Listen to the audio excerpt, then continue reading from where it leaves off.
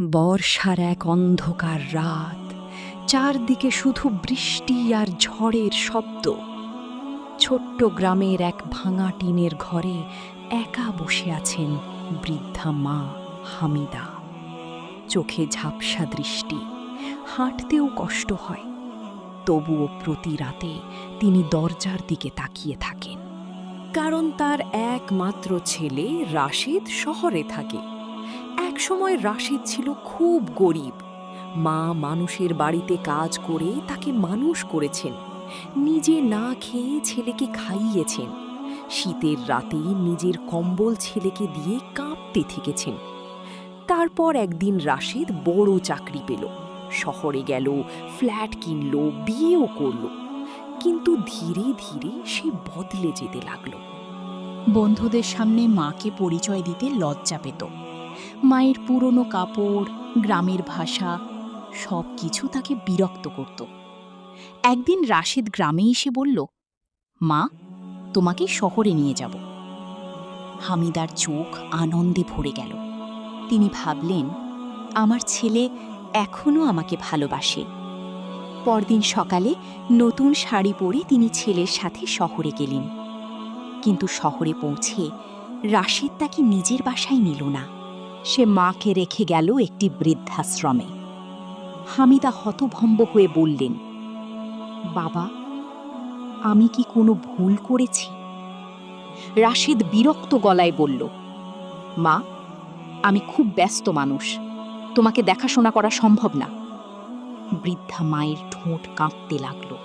তিনি শুধু বললেন, আল্লাহ তোমাকে সুখে রাখুক বাবা। রাশেদ একবারও পেছনে তাকালো না। সেই রাত থেকে হামিদা প্রতিদিন দরজার পাশে বসে থাকতেন।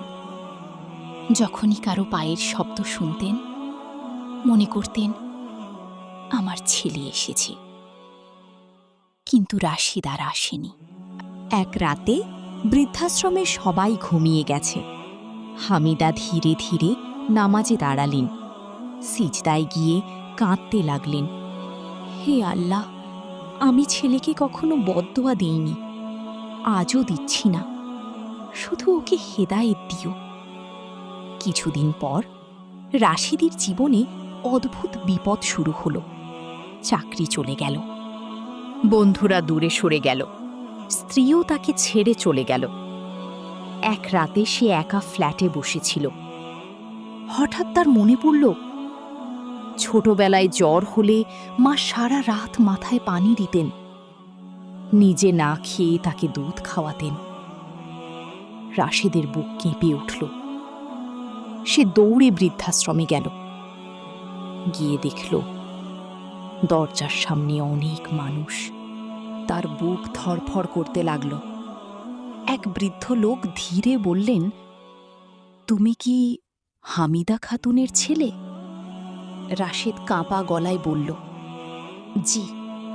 লোকটি চোখ মুছতে মুছতে বললেন, আজ ফজরের আগে তিনি মারা গেছেন। শেষ মুহূর্তেও শুধু তোমার নাম নিয়েছেন। রাশেদ মাটিতে বসে পড়ল।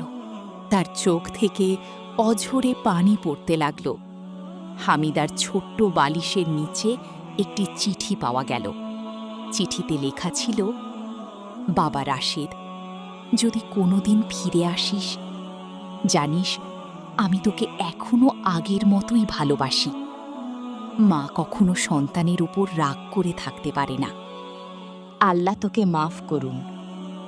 সেদিন রাশেদ বুঝল, দুনিয়ার সবচেয়ে ভয়ঙ্কর কষ্ট হল মায়ের হৃদয় ভাঙা। আর সবচেয়ে বড় শিক্ষা হল মায়ের দোয়া ও ভালোবাসা কখনো শেষ হয় না।